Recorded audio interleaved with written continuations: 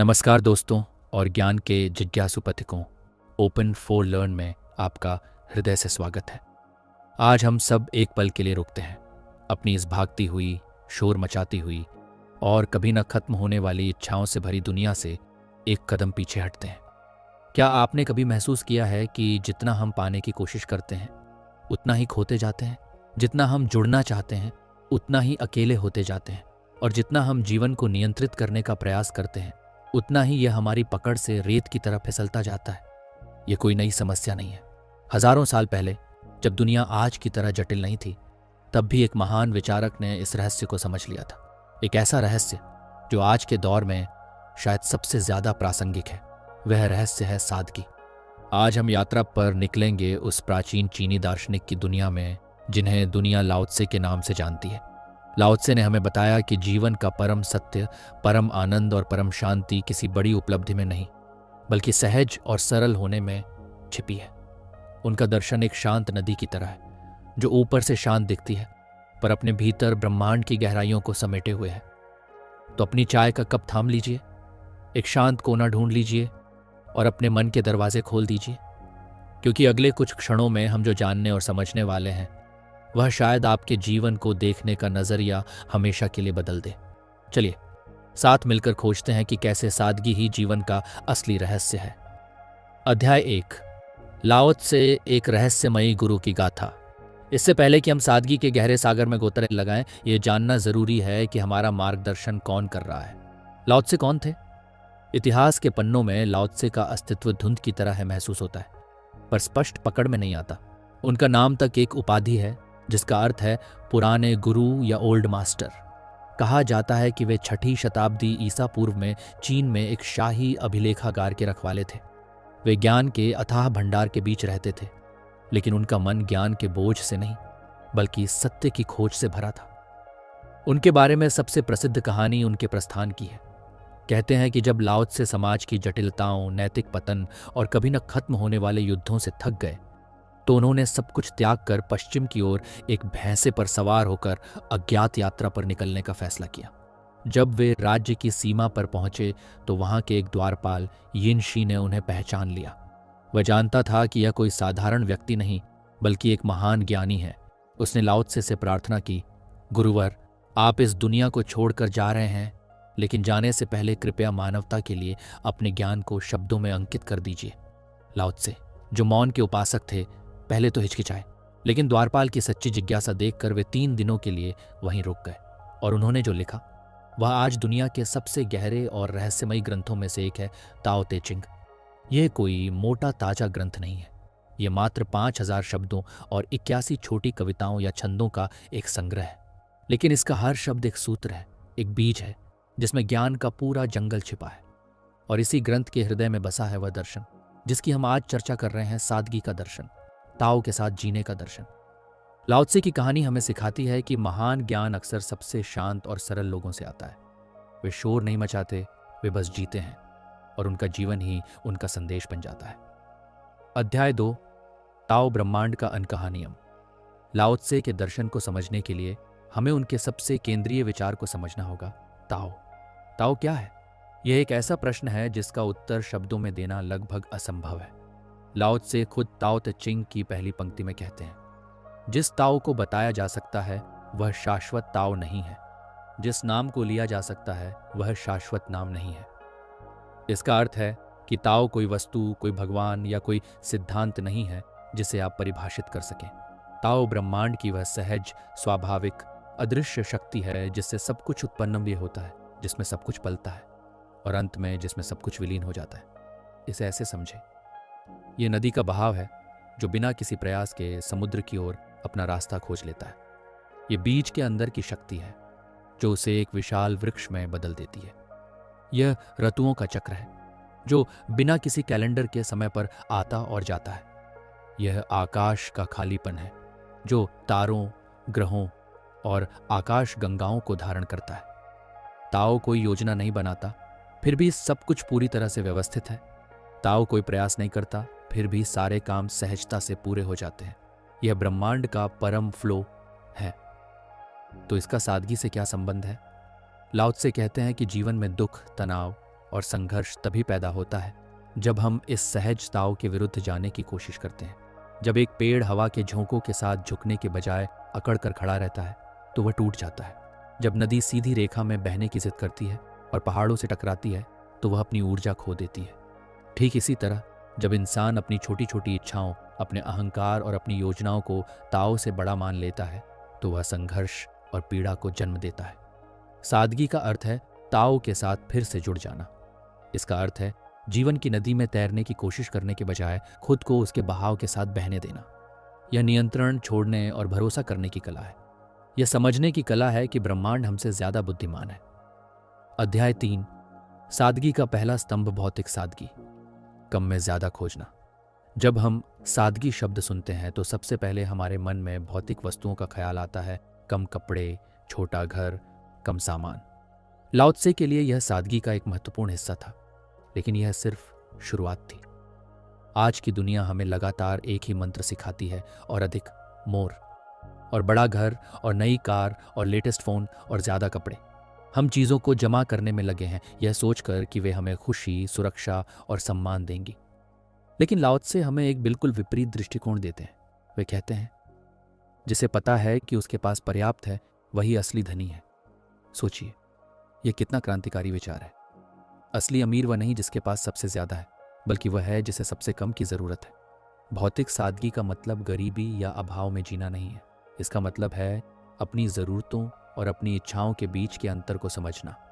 यह इस बात की गहरी समझ है कि हर चीज जो हम अपने जीवन में लाते हैं वह सिर्फ जगह ही नहीं घेरती, बल्कि हमारी ऊर्जा, हमारा समय और हमारा ध्यान भी खींचती है। एक अलमारी जो कपड़ों से ठूस ठूस कर भरी है, वह हर सुबह क्या पहनूं का तनाव पैदा करती है। एक घर जो सामान से अटा पड़ा है, उसकी सफाई और रखरखाव में हमारा कीमती समय बर्बाद होता है। हर नया गैजेट हमें उसकी देखभाल, उसके अपडेट्स और उसके नोटिफिकेशन के जाल में फंसाता है। लाओ त्से हमें अनासक्ति का मार्ग दिखाते हैं। वे कहते हैं कि चीज़ों का उपयोग करो, लेकिन उनके मालिक मत बनो। जब आप किसी चीज़ से चिपके नहीं रहते तो उसके खोने का डर भी खत्म हो जाता है, और जब डर खत्म हो जाता है तो सच्ची स्वतंत्रता का जन्म होता है। एक कहानी से समझते हैं। एक बार एक सम्राट लाओ त्से से मिलने उनकी कुटिया में गया। सम्राट भव्य वस्त्रों और आभूषणों से लदा हुआ था। उसने देखा कि लाओ त्से के पास बस कुछ मिट्टी के बर्तन, एक चटाई और कुछ पुराने ग्रंथ थे। सम्राट ने पूछा, गुरुवर, आप इतने महान ज्ञानी हैं, फिर भी इतने अभाव में क्यों रहते हैं? लाओ त्से मुस्कुराए और सम्राट से पूछा, आप यात्रा पर हैं? आपका सामान कहाँ है? सम्राट ने कहा, मैं तो बस आपसे मिलने आया हूँ, मैं यहाँ रहता नहीं हूँ। मेरा सामान तो मेरे महल में है। लाओ त्से ने शांति से उत्तर दिया, ठीक इस तरह मैं भी इस दुनिया में एक यात्री हूँ। मैं भी यहाँ रहता नहीं हूँ। मेरा असली घर अताओ है, तो मैं यहाँ सामान क्यों इकट्ठा करूँ? ये कहानी हमें सिखाती है कि भौतिक सादगी बाहरी परिस्थितियों के बारे में कम और आंतरिक दृष्टिकोण के बारे में ज्यादा है। यह समझने के बारे में है कि जीवन की सबसे अच्छी चीजें हैं ही नहीं, वे हैं एक शांत सुबह, दोस्तों के साथ गहरी बातचीत, प्रकृति की सुंदरता और मन की शांति। अध्याय 4, सादगी का दूसरा स्तंभ, कर्म में सादगी, वू वेई की कला। ये लाओ त्से के दर्शन का शायद सबसे गहरा और सबसे गलत समझा जाने वाला सिद्धांत है। इसे कहते हैं वू वेई। वू वेई का शाब्दिक अर्थ है अकर्म या बिना प्रयास के कर्म। यह सुनकर लगता है कि इसका मतलब है आलसी हो जाना, कुछ न करना और बस पड़े रहना, लेकिन यह इसका असली मतलब नहीं है। वू वेई का सच्चा अर्थ है सहज कर्म। यह ऐसा काम है जो ताओ के प्रवाह के साथ तालमेल बिठाकर किया जाए, न कि उसके विरुद्ध जाकर। यह जबरदस्ती, तनाव और संघर्ष से रहित कर्म है। इसे समझने के लिए पानी का उदाहरण सबसे अच्छा है। पानी कभी संघर्ष नहीं करता। जब वह बहता है तो वह हर बाधा के चारों ओर से अपना रास्ता बना लेता है।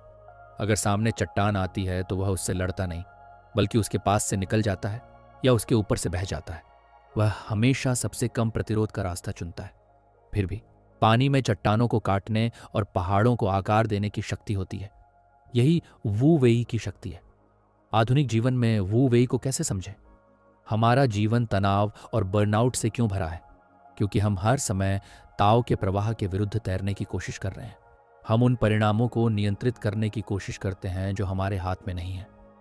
हम लोगों को बदलने की कोशिश करते हैं, जबकि हम सिर्फ खुद को बदल सकते हैं। हम हर पल को उत्पादक, प्रोडक्टिव बनाने की कोशिश करते हैं, और आराम और खालीपन के महत्व को भूल जाते हैं। हम सफलता के लिए धक्का मुक्की और जोर जबरदस्ती करते हैं, जबकि सच्ची सफलता अक्सर सही समय पर सही काम करने से सहजता से मिलती है। वू वेई का अभ्यास करने का मतलब है स्थिति को स्वीकार करना, जो जैसा है उसे पहले स्वीकार करना, बजाय इसके कि वह कैसा होना चाहिए इस पर लड़ने के। सही समय का इंतजार करना, हर काम को तुरंत करने के बजाय यह महसूस करना कि कब कर्म करने का सही क्षण है और कब शांत रहने का। एक किसान बीज बोता है और फिर फसल के पकने का इंतजार करता है। वह हर दिन पौधे को खींचकर बड़ा करने की कोशिश नहीं करता। अति प्रयास से बचना, किसी काम को सहजता और सरलता से करना। एक महान कलाकार, संगीतकार या एथलीट को देखें, उनका प्रदर्शन इतना सहज लगता है मानो कोई प्रयास ही नहीं हो रहा हो। यही वू वेई की अवस्था है, जहां कौशल और चेतना एक हो जाते हैं। लचीला होना, अपनी योजनाओं और अपेक्षाओं से चिपके न रहना, जीवन के अप्रत्याशित मोड़ के साथ बहने के लिए तैयार रहना। लाओ त्से कहते हैं, प्रकृति कभी जल्दबाजी नहीं करती, फिर भी सब कुछ समय पर पूरा हो जाता है। वू वेई हमें सिखाता है कि जीवन एक युद्ध नहीं बल्कि एक नृत्य है, और जब आप ब्रह्मांड के संगीत के साथ नृत्य करना सीख जाते हैं तो आपके कर्म बोझ नहीं बल्कि आनंद बन जाते हैं। अध्याय 5, सादगी का तीसरा स्तंभ, विचारों में सादगी, मन को खाली करना। हमने भौतिक सादगी और कर्म की सादगी की बात की, लेकिन लाओ त्से के अनुसार सबसे महत्वपूर्ण सादगी हमारे मन के भीतर घटित होती है, विचारों की सादगी। हमारा मन एक भरे हुए गोदाम की तरह है। इसमें अतीत की यादें, भविष्य की चिंताएं, अधूरी इच्छाएं, दूसरों के बारे में राय और न जाने कितना वैचारिक कबाड़ भरा पड़ा है। इस शोर में हम अपनी अंतरात्मा की आवाज, अपनी सहज बुद्धि को कभी सुन ही नहीं पाते। लाओ त्से हमें खाली पात्र, एम्प्टी वेसल का रूपक देते हैं।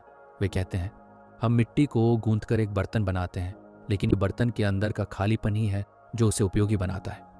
हम दरवाजे और खिड़कियां लगाकर एक कमरा बनाते हैं, लेकिन यह कमरे के अंदर का खालीपन ही है जिसमें हम रह सकते हैं। यह एक गहन सत्य है। उपयोगिता हमेशा खालीपन में होती है। इसी तरह एक मन जो ज्ञान, सिद्धांतों और विचारों से खचाखच भरा है, वह कुछ भी नया सीखने या अनुभव करने के लिए खुला नहीं है। वह केवल वही देख और सुन सकता है जो वह पहले से जानता है। विचारों में सादगी लाने का अर्थ है अति विश्लेषण से मुक्ति। हर चीज के बारे में लगातार सोचने, उसके हर पहलू का विश्लेषण करने और चिंता करने की आदत को छोड़ना। कभी कभी बस चीजों को होने देना ही सबसे बुद्धिमानी भरा काम होता है। न जानने में सहज होना, यह स्वीकार करना कि हम सब कुछ नहीं जानते और न ही जान सकते हैं। आज की दुनिया में हर किसी पर विशेषज्ञ होने का दबाव है। लाओ त्से कहते हैं कि सच्चा ज्ञानी वह है जो यह जानता है कि वह कितना कम जानता है। यह विनम्रता मन को शांत और खुला रखती है। लेबल और निर्णयों को त्यागना, हम लगातार हर व्यक्ति, हर स्थिति को अच्छा, बुरा, सही, गलत का लेबल देते रहते हैं। यह मानसिक ऊर्जा की भारी बर्बादी है। विचारों में सादगी का अर्थ है चीजों को बस वैसे ही देखना जैसी वे हैं, बिना अपने निर्णयों का रंग चढ़ाए। मौन का अभ्यास, दिन में कुछ समय बिना किसी बाहरी उत्तेजना के बिताना, बिना फोन, बिना टीवी, बिना किताबों के, बस अपने साथ बैठना और अपने विचारों के ट्रैफिक को दूर से देखना, बिना किसी विचार की ट्रेन पर चढ़े। जब मन शांत और खाली होता है तो क्या होता है? तब अंतर्ज्ञान, इंट्यूशन का जन्म होता है। तब रचनात्मकता, क्रिएटिविटी सहज रूप से बहती है। तब हम जीवन की छोटी छोटी चीजों में मौजूद आश्चर्य को देख पाते हैं। एक खाली मन ही ब्रह्मांड के संगीत को सुन सकता है। यह सादगी का सबसे चुनौतीपूर्ण लेकिन सबसे पुरस्कृत पहलू है, क्योंकि बाहरी दुनिया को सरल बनाने से कहीं ज्यादा मुश्किल है अपने भीतरी संसार को सरल बनाना। अध्याय 6, सादगी का चौथा स्तंभ, रिश्तों में सादगी, सच्चाई और करुणा। मनुष्य एक सामाजिक प्राणी है। हमारे रिश्ते हमारे जीवन का एक केंद्रीय हिस्सा है, लेकिन अक्सर हमारे रिश्ते ही हमारे तनाव और दुख का सबसे बड़ा कारण बन जाते हैं। क्यों? क्योंकि हमने उन्हें भी अनावश्यक रूप से जटिल बना दिया है। अपेक्षाएं, शिकायतें, दिखावा, दूसरों को नियंत्रित करने की इच्छा और प्यार के बदले में कुछ पाने की चाह, इन सब ने हमारे रिश्तों को एक व्यापार या एक रणभूमि बना दिया है। लाओ त्से रिश्तों में भी सादगी का मार्ग दिखाते हैं। उनके दर्शन के अनुसार सरल और गहरे रिश्ते 3 स्तंभों पर टिके होते हैं: सच्चाई और प्रामाणिकता, ऑथेंटिसिटी। किसी और को प्रभावित करने के लिए मुखौटे न पहनना, आप जैसे हैं वैसे ही रहना। जब आप प्रामाणिक होते हैं तो आप उन लोगों को आकर्षित करते हैं जो आपके वास्तविक स्वरूप से प्यार करते हैं, न कि उस छवि से जिसे आप प्रस्तुत कर रहे हैं। इससे रिश्तों में एक सहजता और ईमानदारी आती है। करुणा, कंपैशन। लाओ त्से कहते हैं, दूसरों के प्रति दयालु बनो, क्योंकि हर कोई एक कठिन लड़ाई लड़ रहा है। जब हम यह समझते हैं कि हर व्यक्ति अपने संघर्षों और पीड़ाओं से गुजर रहा है, तो हमारे दिल में निर्णय की जगह करुणा ले लेती है। करुणा का अर्थ है दूसरों को बदलने की कोशिश किए बिना उन्हें समझना और स्वीकार करना। देना बिना कुछ मांगे, जेनरोसिटी। सच्चा प्यार और सच्ची मित्रता देने में है, पाने में नहीं। जब आप बिना किसी अपेक्षा के देते हैं, चाहे वह आपका समय हो, आपका ध्यान हो या आपकी मदद हो, तो आप एक सकारात्मक ऊर्जा का चक्र शुरू करते हैं। जो आप देते हैं वह कई गुना होकर आपके पास लौटता है। लेकिन ये वापसी का विचार आपके कर्म का उद्देश्य नहीं होना चाहिए। लाओ त्से नेतृत्व के बारे में भी यही बात कहते हैं, जो कि एक प्रकार का रिश्ता ही है। वे कहते हैं कि सबसे अच्छा नेता वह है जिसके होने का लोगों को मुश्किल से ही पता चलता है। जब उसका काम पूरा हो जाता है तो लोग कहते हैं, ये हमने खुद किया है। यह है रिश्तों में वू वेई का सिद्धांत है। दूसरों को नियंत्रित करने, उन्हें निर्देशित करने या उन पर अपनी इच्छा थोपने के बजाय उन्हें प्रेरित करना और उन्हें विकसित होने के लिए स्थान देना। एक सरल रिश्ता बोझ नहीं, बल्कि एक आश्रय होता है। यह एक ऐसी जगह है जहां आप बिना किसी डर के अपने वास्तविक स्वरूप में रह सकते हैं, जहां आपको सुना और समझा जाता है और जहां प्यार एक शर्त नहीं बल्कि एक स्वाभाविक प्रवाह है। अध्याय 7, आधुनिक जीवन की जटिलता और लाओ त्से का समाधान। अब आप सोच रहे होंगे, यह सब सुनने में बहुत अच्छा लगता है, लेकिन क्या यह आज की 21वीं सदी की तेज तर्रार प्रतिस्पर्धी दुनिया में संभव है? जहां हर कोई आगे निकलने की दौड़ में है, वहां सादगी और वू वेई का क्या काम? यही सबसे बड़ा भ्रम है। लाओ त्से का दर्शन आज पहले से कहीं ज्यादा प्रासंगिक है। आज की दुनिया की समस्याएं क्या हैं? तनाव और चिंता, स्ट्रेस एंड एंजाइटी, लगातार भविष्य के बारे में सोचने और हर चीज को नियंत्रित करने की कोशिश का परिणाम। बर्नआउट वू वेई के विरुद्ध जाकर अपनी प्राकृतिक ऊर्जा के प्रवाह के खिलाफ लगातार काम करने का नतीजा। अकेलापन, लोनलीनेस, सोशल मीडिया पर हजारों दोस्तों के बावजूद गहरे और प्रामाणिक रिश्तों की कमी। पर्यावरणीय संकट, एनवायरमेंटल क्राइसिस, प्रकृति को एक संसाधन के रूप में देखने और ताओ के संतुलन का सम्मान न करने का फल। ये सभी समस्याएं सादगी से दूर जाने और अनावश्यक जटिलता को अपनाने के कारण है। लाओ त्से का दर्शन इन समस्याओं का सीधा और गहरा समाधान प्रस्तुत करता है। सादगी तनाव का मारक है। जब आपकी ज़रूरतें कम होती हैं तो उन्हें पूरा करने का दबाव भी कम हो जाता है। वू वेई बर्नआउट का इलाज है।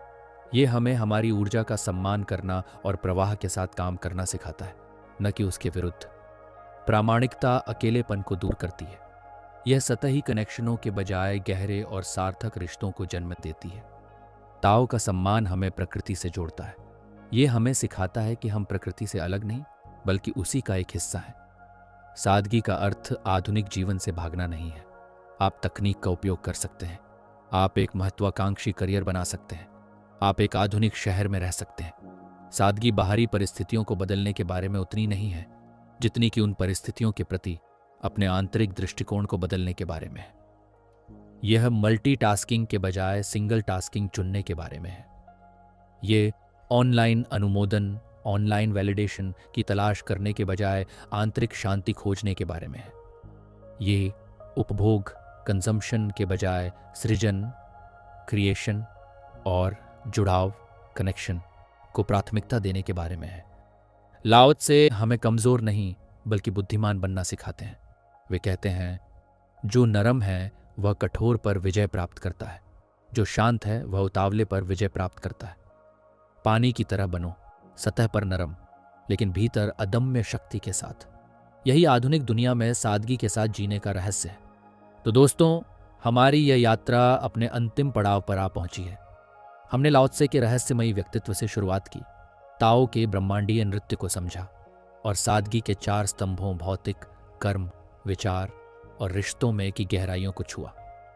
आज हमने जो सीखा वह केवल एक बौद्धिक अभ्यास नहीं है, यह एक निमंत्रण है, एक पुकार है, उस सरल, शांत और आनंदपूर्ण जीवन की ओर लौटने की पुकार जो कहीं बाहर नहीं बल्कि हमारे भीतर ही हमारी प्रतीक्षा कर रहा है। सादगी का मतलब जीवन से कुछ घटाना नहीं है बल्कि यह जीवन में उन चीज़ों को जोड़ना है जो वास्तव में मायने रखती हैं। शांति, स्पष्टता, प्रेम और सच्चा संतोष। यह उस अनावश्यक बोझ को उतार फेंकना है जिसे हम बरसों से ढो रहे हैं, ताकि हम हल्केपन और आज़ादी के साथ उड़ सकें। लाओ त्से का ज्ञान एक बीज की तरह है। आज हमने इस बीज को आपके मन की भूमि में बोया है। अब इसे पोषित करना, इसे अपने जीवन में अंकुरित होने देना, यह आपका काम है। इसकी शुरुआत एक छोटे कदम से करें। आज शाम कुछ मिनटों के लिए बिना किसी उपकरण के बस चुपचाप बैठें। कल किसी एक ऐसे काम को पूरी जागरूकता और सहजता से करें, बिना किसी जल्दबाजी के। इस हफ्ते किसी एक ऐसी चीज को अपने जीवन से हटा दें जिसकी आपको वास्तव में जरूरत नहीं है। यह यात्रा एक दिन की नहीं, बल्कि जीवन भर की है। लेकिन हर सरल कदम आपको आपके सच्चे स्वरूप और ताओ के करीब ले जाएगा। ओपन फॉर लर्न पर हमारे साथ इस गहरी और शांत यात्रा में शामिल होने के लिए आपका बहुत बहुत धन्यवाद। अगर लाओ त्से के इन विचारों ने आपके दिल के किसी तार को छुआ है, तो इस ज्ञान की नदी को दूसरों के साथ भी साझा करें। याद रखिए, जैसा कि महान गुरु ने कहा था, 1000 मील की यात्रा एक कदम से शुरू होती है। आपका वह पहला सरल कदम आज ही शुरू हो सकता है। अपनी सादगी को खोजें और आप पाएंगे कि आपने सिर्फ शांति ही नहीं, बल्कि पूरा ब्रह्मांड खोज लिया है। धन्यवाद।